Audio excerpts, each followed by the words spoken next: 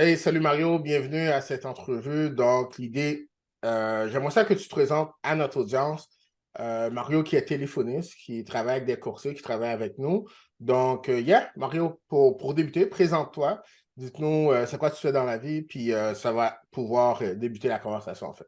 Parfait. Bonjour Anthony. Voilà. Donc moi c'est Mario. Je suis téléphoniste ISA depuis 7 ans pour des courtiers immobiliers, des courtiers hypothécaires et des conseillers financiers. Donc moi mon parcours c'est que je suis un ex-militaire à la retraite et maintenant depuis 7 ans je fais de la prospection pour les courtiers, des leads vendeurs et des leads acheteurs sur des campagnes différentes. Super, super. Dis-moi, Mario, intéressant ton parcours. Tu sais, moi, je te connais un petit peu plus à l'interne et tout, parce qu'on a la chance de travailler ensemble. Dis-moi, c'est quoi qui t'a amené justement dans la prospection à travailler avec les courtiers? Puis c'est quoi que tu aimes de cet aspect-là de travail, en fait? Ben, la première chose, c'est que j'aime ce que je fais. Et je suis quelqu'un de très enthousiaste dans mon travail. Ça, c'est vrai. J'aime bien parler, j'aime bien parler avec les gens, avec le monde. Ouais. Je suis très proche de mes prospects, de mes leads. Et au fait, le parcours, c'est que à la base, j'ai étudié l'adjoint administratif et administrateur de bureau. OK. Donc, je n'ai pas suivi cette vocation, mais c'est quelque chose qui m'a toujours attiré. Donc, une Mhm. fois que j'ai été à la retraite, ben, j'ai décidé de me lancer dans la prospection je vais dire, pour des compagnies immobilières, parce que ça m'attirait beaucoup plus, parce que quand une personne clique sur un lien, ça veut dire qu'il a je vais dire, une envie d'avoir des informations par rapport à ce qu'il a cliqué. Une Voilà, certaine c'est pas faire de la prospection aveugle. On parle d'une prospection, je vais dire, un suivi d'une demande qui a été faite par un client potentiel, on peut dire. Mhm. Good, good. Effectivement, quand quelqu'un clique sur un lien, cette personne-là a une certaine intention. C'est pas comme faire du cold call, là, effectivement. Voilà. Bon point là-dessus. Puis, à tous les jours, là, Mario, toi, c'est quoi qui te passionne, là? Je sais que tu l'as un peu dit, là. C'est quoi qui te passionne à chaque jour, prendre le téléphone, faire les suivis et tout ça? Non, c'est parce que j'aime parler. Au fait, je suis enthousiaste dans ce que je fais. Au fait, c'est ça qui me passionne. C'est parler aux gens, avoir une communication. Je Ça, pourrais l'avoir dans la vie de tous les jours, mais c'est pas la même chose. Donc, et ça, j'ai cette passion de, je vais dire, de rendre un service, parce que c'est un mhm. service qu'on rend Yeah. en prospection et qu'on puisse aider les gens à trouver ce qu'ils désirent. 100%, 100%. Super. Good. Dis-moi, Mario, tu as parlé brièvement, là, ce n'est pas des appels à froid que tu fais. C'est surtout des leads entrants. Donc, c'est une personne qui a cliqué sur un lien puis qui demande une certaine information, surtout dans l'immobilier. Ça peut être pour les acheteurs, ça peut être pour les vendeurs. Dites-moi, c'est quoi, toi, ton processus là, lorsque tu as un nouveau lead entrant? OK. Ben, dans combien de temps tu l'appelles? Le nombre de suivis que tu vas faire. C'est quoi ton processus, toi? Mon processus, c'est de pas de l'appeler directement quand il rentre. C'est attendre un laps de temps de 2 à 4 heures pour pouvoir l'appeler la première fois. OK. D'accord? S'il ne répond pas, je vais continuer à l'appeler, mais pas le harceler 10 fois par jour. Ça ne sert à rien. Ça te sert à Donc, rien. on essaye de l'appeler 2 fois ou 3 fois le premier jour. OK. D'accord? Dépendamment de l'heure où il rentre. Donc, il a cliqué sur la publicité. Si c'est après 6 heures, on le rappelle au lendemain, parce que ça ne sert à rien d'appeler à 7 heures le lead. Mhm. Donc, je l'appelle 3 fois le premier jour. Et puis, j'essaye de l'appeler 2 fois par jour, jusqu'à 15 fois, s'il le faut, pour pouvoir le OK. contacter. OK, good, good. Intéressant. Puis on entend souvent, il faut l'appeler le lead le plus rapidement possible, dans 5 10 minutes. Est-ce qu'il y a est-ce qu'il y a une raison particulière pourquoi, mettons dans ton cas, tu te rappelles, mettons, après 2 heures, plus ou moins? Parce que dans mes 7 années d'expérience, le fait de l'appeler dans les 5 à 10 minutes, au fait, j'ai l'impression que le lead ne s'attend pas à l'appel directement. Il faut Hmm. lui laisser un délai dans sa tête, parce que c'est comme si pour moi, hein, dans mon cas, c'est comme si on le harcelait. Directement, il a cliqué sur la publicité, directement, on l'appelle. Mhm. J'évite de faire ces erreurs parce que ça m'est déjà arrivé souvent, on va dire 75%, où le lead dit, ah, mais vous m'appelez directement, et je sens que je l'agresse, au fait. Et c'est pas Hmm. ça que je veux. Je vais OK. lui laisser le temps à la réflexion de par rapport au clic qu'il a fait sur la publicité. Mhm. Intéressant, intéressant d'avoir ton point de vue là-dessus. Il y a plusieurs écoles de pensée là-dessus. Là. Il y en a qui préfèrent appeler très rapidement, d'autres un petit peu après 1 heure, 2 heures, un peu comme toi. Puis, ben, en fait, c'est ce qu'on conseille à nos coursiers. Donc, qu'est-ce qu'on leur dit? C'est en dedans de 2 heures, là, il faut venir faire un appel. Right? Donc, quand tu as un lead entrant, attends pas 2 jours. Tu sais. Non, Là, tu non. risques vraiment de le perdre. Si tu n'es pas occupé, ben, tu sais, le plus rapidement tu peux, idéalement. Mais en dedans de 2 heures, là, comme tu fais, je pense que ça devrait être C'est l'ailleurs. l'idéal. Tu sais, voilà. Voilà. Good. Parfait. Puis dis-moi, là, ça fait 7 ans que tu fais ça, que tu es téléphoniste et tout. Um, pour quelqu'un, là, pour un coursier qui rechercherait éventuellement un téléphoniste, un ASC, ce serait quoi les compétences que tu lui suggérais de regarder là, pour l'embauche de téléphoniste? Ben, la première compétence, c'est savoir s'il y a de l'enthousiasme dans ce qu'il fait. De Il doit être l'enthousiasme. oui, il doit être passionné dans ce qu'il fait. Un Hmm, téléphoniste qui n'a pas d'envie ou qui n'est pas enthousiaste, qui est là uniquement, je vais dire, pour la rémunération, il va pas être performant. Il va hmm, être sous pression parce qu'il vient pour la rémunération. D'accord? intéressant. Un téléphoniste qui vient avec une passion de pouvoir, je vais dire, avoir, je vais dire, une communication avec un lead, il sera beaucoup plus performant parce qu'il n'y aura pas de pression de salaire. D'accord? Hmm, Donc, il faut premièrement enthousiasme, quelqu'un de disposé, quelqu'un de, je vais dire, qui soit alerte à ce que veut le courtier et hmm, suivre les instructions du courtier.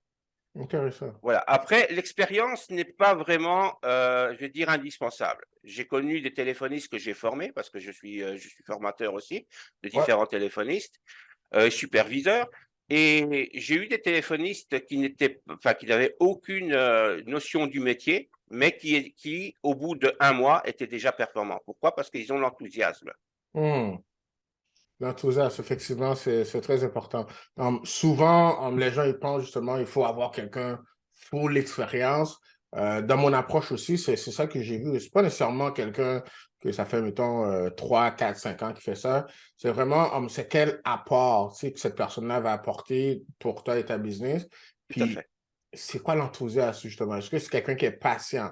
Est-ce que c'est quelqu'un qui va pas s'énerver après 5 appels qu'il fait, right?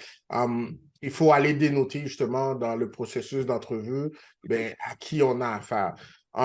Intéressant, Mario, d'avoir ton point de vue là-dessus. Et Mario, tu as parlé de la relation entre le courtier et l'adjoint administratif, le téléphoniste. Toi, de ton point de vue, si tu avais à recommander un ASC à un courtier, est-ce que c'est tout le monde qui devrait en avoir un?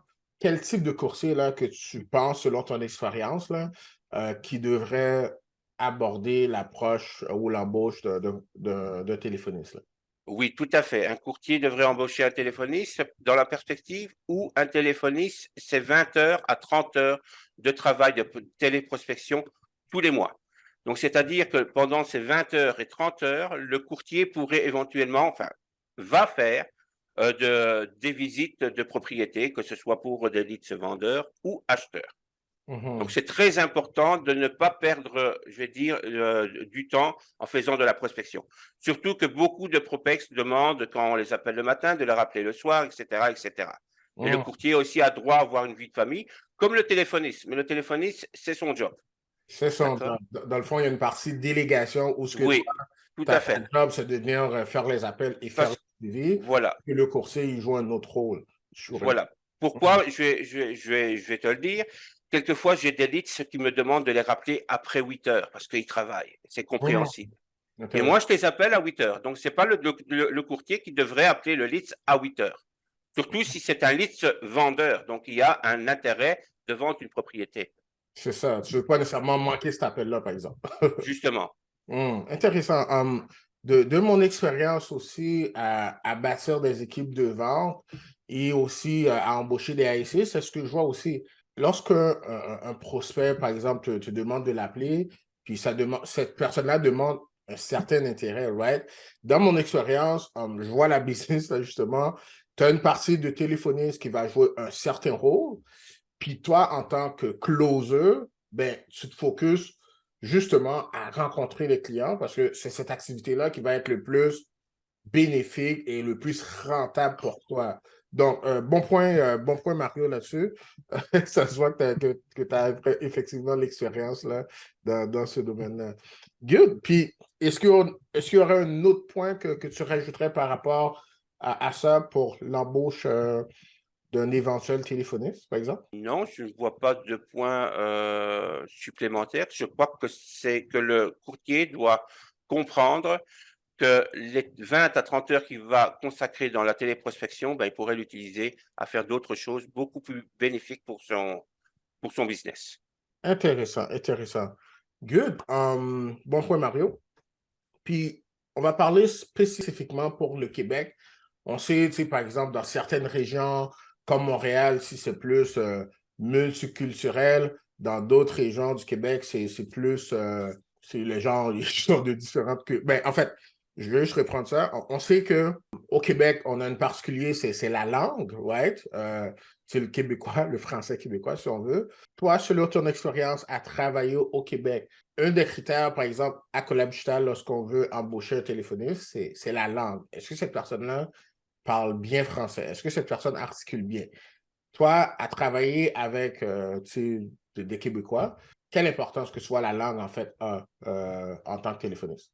La langue française est très importante. Donc, c'est pas écouter, mais il faut comprendre aussi. Parce que Mhm, écouter, tout le monde peut le faire. Comprendre, c'est différent. mhm. Surtout qu'au Québec, au début, j'avais vraiment des difficultés, Ah parce ouais? que moi, je suis belge à l'origine. Voilà, Donc voilà. voilà, j'avais des difficultés, surtout quand je devais appeler des leads en Gaspésie, donc En région, là. voilà, en région où c'est Mhm, beaucoup plus difficile qu'à Montréal, rive nord, rive sud, d'accord? mhm, Donc en région, c'est beaucoup difficile. Il y a des dialectes que je ne comprenais pas, donc c'était voilà. Donc le français est très important. Mais aussi, j'allais voir sur YouTube des vidéos mhm. de dialectes québécois pour me familiariser avec certaines expressions. Comme Avec le projet est sur la glace. Pour moi, dans mon français, projet sur la glace, je ne comprenais pas. Le projet est sur la glace. Je ne comprenais pas.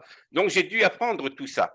Donc, c'est très important qu'un téléphoniste comprenne aussi un petit peu le dialecte québécois, mais qu'il aille chercher des informations sur le net. On n'est pas juste là téléphoniste et on ne comprend pas une expression et on continue dans son script.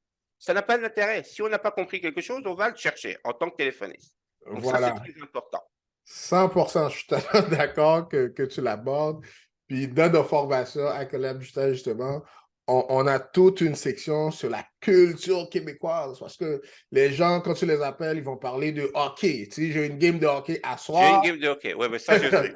Appelez-moi demain. Donc, il y a plein de situations que, justement, la culture, la langue, certains détails, si ton ASC n'est pas familier avec la langue québécoise, hein, le français québécois, ben, cette personne-là ne va pas pouvoir performer parce qu'il y aura un certain manque. Tout à Euh, fait.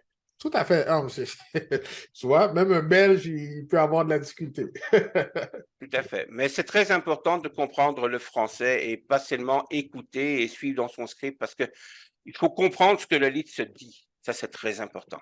Très important, effectivement. Good. Alors, d'accord. Ouais, Donc, vas-y. aussi pour l'élocution, c'est quelqu'un qui articule bien et qui a une bonne élocution.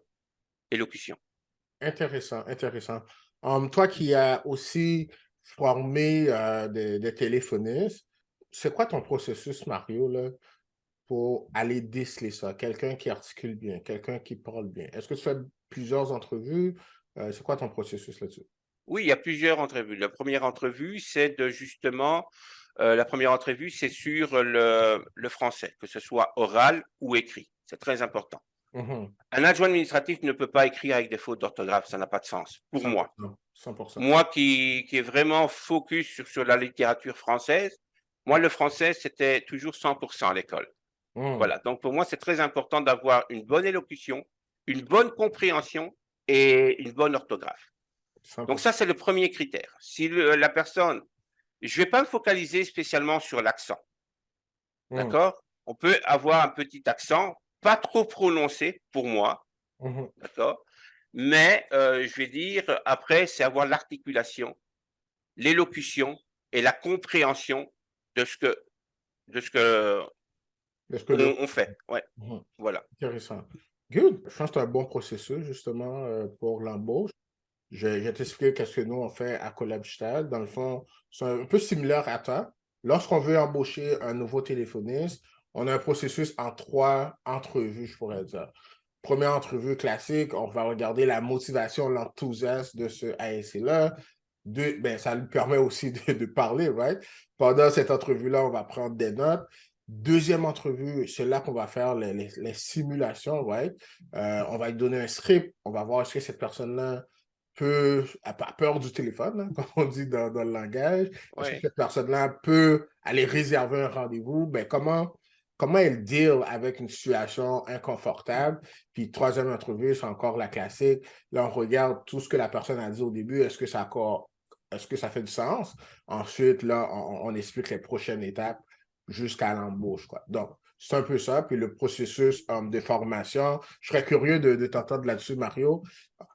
Toi, lorsque tu embauches un nouveau ASC, c'est quoi le processus pour former cette personne-là? Ben, automatiquement, donc le premier processus, c'est de prendre un entretien verbal. OK? Deuxième processus, c'est de lui montrer les applications qu'on utilise, donc fichier Excel pour moi, Mhm, voir un petit peu, lui donner 10 leads à appeler pour voir la cohérence de l'appel et rectifier le tir, parce que moi, je fais des écoutes d'appel en même temps. Je sais mhm, communiquer avec le téléphoniste en même temps qu'il parle avec le lead, voir un petit peu s'il supporte la pression, que je lui donne des instructions. D'accord? mhm. Donc ça aussi. Donc je vois un petit peu aussi quand il doit mettre le template dans la case commentaire, comment il l'applique, Ouais, son écriture par rapport aux informations. Donc moi j'écoute directement, je réécoute l'appel, je vois les informations qui sont notées, etc., etc.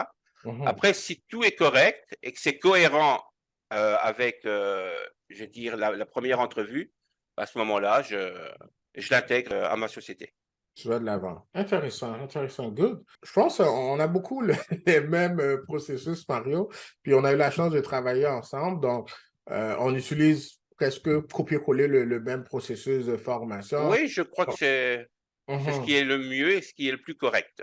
Voilà, dans le fond, lorsque tu as un nouveau ASC, tu ne veux pas prendre un mois pour le former, right? Non, en une semaine, il doit être prêt. Voilà, le plus rapidement, tu veux que ce téléphoniste-là, tu veux qu'il soit sur le téléphone.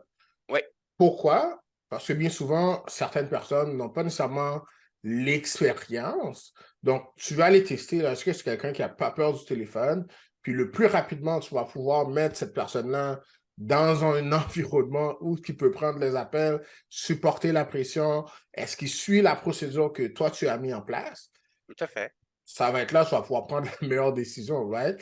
Donc, nous, qu'est-ce qu'on fait à Collabstal? Lorsqu'on recherche un ASC, on va souvent aller en chercher 3, right? Parce D'accord. qu'en cours de route, il y en a qui ne vont pas être sérieux.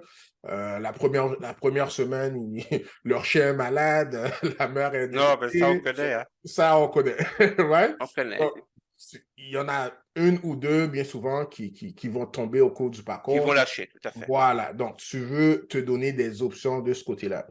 Intéressant. Puis, tu as parlé de logiciels, Mario. Pourrais-tu rapidement nous parler, c'est quoi les logiciels que tu utilises? Puis, mettons un coursier là, qui voudrait partir, embaucher un ASC, puis avoir son propre département de prospection.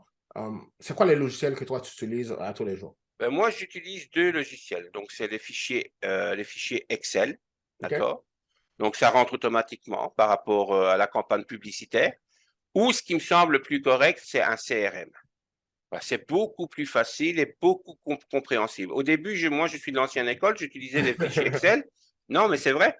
Et Mhm, je trouvais ça très facile. Mais après, quand je me suis familiarisé avec un CRM, je me suis dit, bah, tout compte fait, c'est pas plus difficile, mais en plus, c'est en plus beaucoup plus organisé d'utiliser un CRM. mhm. On a vraiment un visu sur les suivis à court terme, sur les suivis à long terme, sur les no-shows, les leads à rappeler pour un no-show, etc., etc. Et Voilà. on a des colonnes bien distinctives dans un CRM où on pourrait le faire sur un fichier Excel, mais ce donnera beaucoup plus de travail. Pourquoi? Parce que sur un CRM, on peut déplacer un lead d'une colonne à l'autre juste en un clic. 100% dans les parties, bien souvent on appelle ça dans le jargon les pipelines, là, dans Oui, le où pipeline. ce que est rendu chaque lead. Justement, quand on a commencé à travailler ensemble, Mario, on a mis en place un CRM. Je suis tellement content que tu l'amènes, ça, justement. Un Ah, CRM, c'est absolument essentiel. Ouais, t'allais mais dire. moi, j'adore le CRM. Donc, Hum, oui, franchement, je dis que ça facilite mon travail encore plus. encore plus. Ça, c'est tellement important. Il faut Surtout qu'il y a avoir des, on va couper automatisation. ça, automatisation, Mhm. justement, qui permettent justement d'envoyer directement des textos ou des courriels aux leads qui ont été contactés.